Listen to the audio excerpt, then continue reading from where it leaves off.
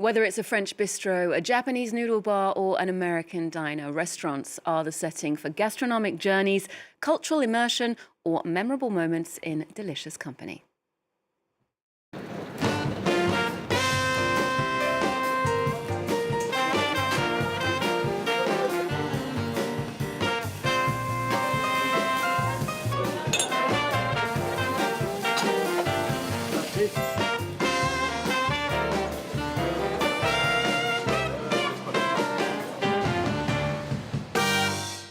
Paris has just welcomed a new culinary contender to its long list of eateries, L'Arrêt, courtesy of award-winning chef Mashama Bailey and hospitality mastermind Johno Morisano. As they bring their expertise to our side of the Atlantic, they join me in the studio to tell us more. Hello, both of you. Thanks for being here. How are you? Hello. Now, L'Arrêt is a younger sibling to your restaurant in Savannah, Georgia, The Grey, critically acclaimed fixture on the fine dining circuit in the States. So L'Arrêt is bringing some of that southern flavour to Paris. Tell us about the DNA of this new restaurant. You want to take that one? Sure. I think, well, really the DNA is us cooking the food that we want to cook and serving the neighborhood. Really, it's a neighborhood bistro. And we're really excited because the 7th is very dear to both of us. When I first came to Paris, I spent a lot of time in the 7th. I always tend to go back to that neighborhood.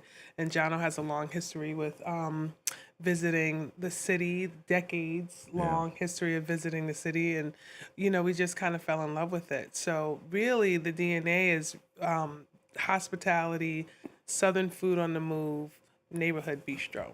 It looks 100% in terms of decor, the neighborhood bistro. But for those of us who don't know it so well, is there one ingredient, one flavor, one technique that makes something a quintessentially Southern dish? What's Southern?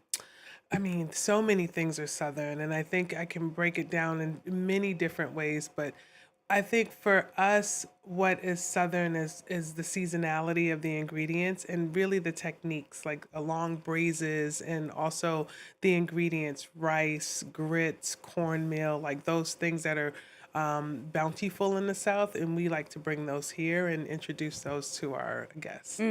Now, L'Arrêt, of course, is stop. It means a bus stop or a train stop here in France. And the Grey that I mentioned refers to the Greyhound buses, the cross-country buses in the US. Your other restaurant is actually located in a former ticket office and waiting room, I believe. It's a former bus station. A former bus It was a station. Greyhound bus station. Yeah. Well, tell us about this link then, Johno, between travel and dining, how that inspires your projects.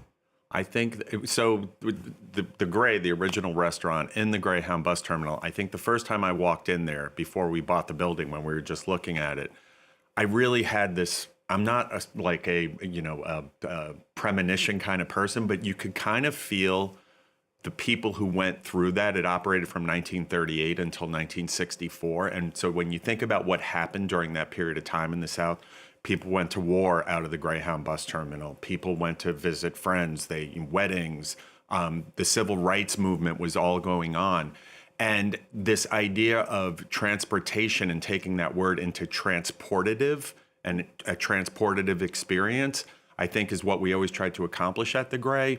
And then transporting the DNA of the Grey to Paris and, you know, transporting Southern food, this idea of Southern food on the move, to a city that we both love, where a lot of shared techniques exist between Southerners and French people and how they cook and how they eat, we just thought was a good idea. And Mashama, the location is really close to home for you as well, in Savannah, Georgia.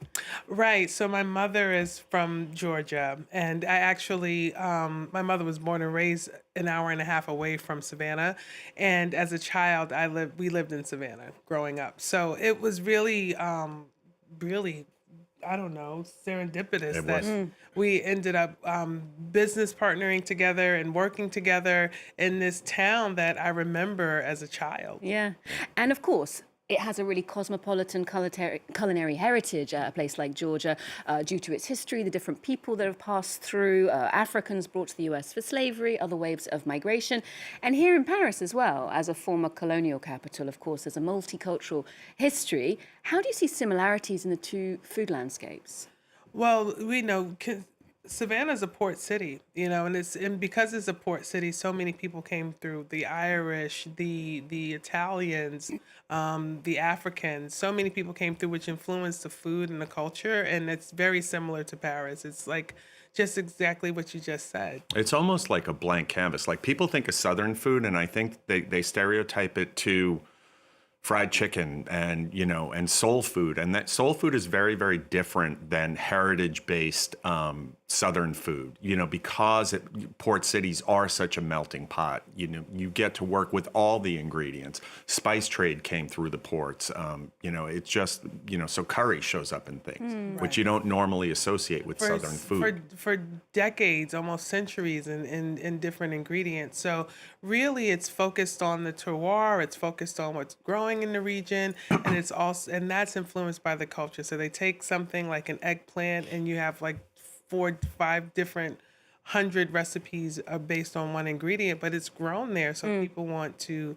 That's what's available. And speaking of that melting pot, I know, Mashama, you featured in the documentary series Top Chef. They zoomed in on your career, your style in the kitchen, and you prepare your signature dish in that documentary, foie gras and grits. It's a kind of Franco-American relationship on a plate. I'd say that each of those ingredients is an acquired taste, whether you're French or American. Right. What sort of response did you get to that dish? Oh, it was a hit. So we did it for a New Year's Eve dinner. And it's really inspired by a Southern style breakfast, which is beef liver over grits. And we elevated it with the foie, and we put it for a New Year's Eve course. And we ran it for a couple of days after New Year's Eve, and there were riots in the street. They were just like, what is this? You have to put it back on the menu. And so it just sort of elevated and became our signature dish. And I can't wait to do it here in Yeah, Paris. I am begging for it here in Paris. I think the it's gonna French be a are scandal. going I mean, the weather's freak right out for over it. it. Yeah. Yeah. Now, going back to that original restaurant, The Grey, the two of you got together and wrote a book about that experience, about the challenges of being two big names from the New York restaurant scene who go and set up shop down south. When you sat down, looked back, and wrote about it, what emerged as the biggest challenge in that project? Oh, man, there were Everything. several challenges, but we basically met each other and then went into business together. And I think on the surface we had so many things in common, but we really needed to get under the surface to really understand like what our differences were and how we were going to come together if we had a disagreement or something like that. And I think that's what the book taught me the most, is really like, how are we going to get back together, back on the same page, and really understand why the other one is reacting the way they are, and just learn more about our each other personally. Yeah, I think that so we had been business partners for 5 years when we wrote the book. And I think we spent 2 months in Paris finishing the book. And I think at the end of those 2 months, so 5 years and 2 months, that's how long it took us to trust each other, because we shared so much with each other when we wrote the book that the bond became really authentic. And of course, the restaurant industry, both the kitchen and the managerial side, has been in the spotlight recently in popular culture, like series like The Bear, Black Rabbit. They draw so many viewers. I can't watch any of them. I'm just going to ask you specifically about them. Why do you think your workplace specifically is such fertile terrain for storytelling, for drama? Well, because because there's a lot of drama, right? Yeah. And the drama is built in by virtue of the people that you work with. It's very young, right? So you work with a lot of young folks, like servers, cooks. Cooks tend to be introverted, which is why, they call it the back of the house, right? And servers and bartenders tend to be extroverts. And it's a built-in soap opera, right? Like that's what you have going on. And managing that, when we were young and younger and managing the Grey, like we were a lot more aggressive with the team about here's how we want it done. And we've learned over the 11 years since we opened the Grey, which our 11th year anniversary is next week, is that you kind of just have to bring people along with you, and you have to just create a style of leadership that people want to follow, not have to follow. And I think those shows like The Bear, from what I've heard, I've honestly never seen 1 second of it. it's still that old school, we do it my way or the highway kind of thing. And it's just too close to home for me. Well, they're certainly full of drama, which makes them great. But, you know, here in France, of course, food is such a huge part of the culture, literature. We have Marcel Proust's Madeleine, of that one taste that unlocks a key memory. What about you two? What are your Proustian Madeleines? One thing that takes you back to where you were when you first tried it. Johno, you go first. I mean, for me, it's Sunday gravy at my Italian grandmother's house, right? And gravy meaning, you know, tomato gravy with meat. You know, that's the thing that's my solace till this day. I made pasta last night, you know. Oh, wow. I think for me, it's probably roast chicken. Yeah?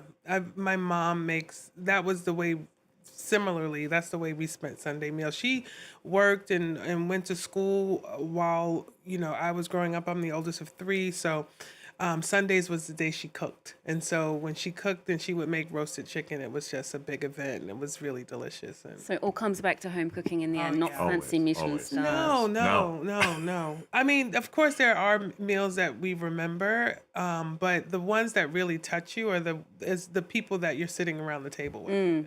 Absolutely. Well, finally, we asked you what's on your cultural agenda, and you named a very pleasingly Franco-American initiative, a new exhibition at the Palais de Tokyo Contemporary Art Museum here in Paris, of course. It's called Echo, Delay, Reverb. What grabbed you about this show?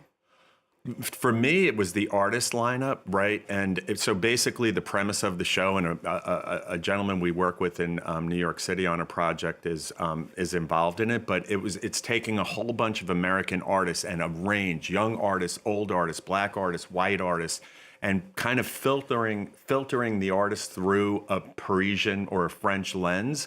And that idea just totally grabbed me because I think there's so much interplay now between America and France, culturally, food-wise. I mean, frankly, it's exactly what we're trying to do. We're trying to take Mashama's food and our brand of hospitality and filter it through a French lens and see what comes out of it. A very successful mashup there of France and America. Thank you so much, Mashama and Johno, for joining us today.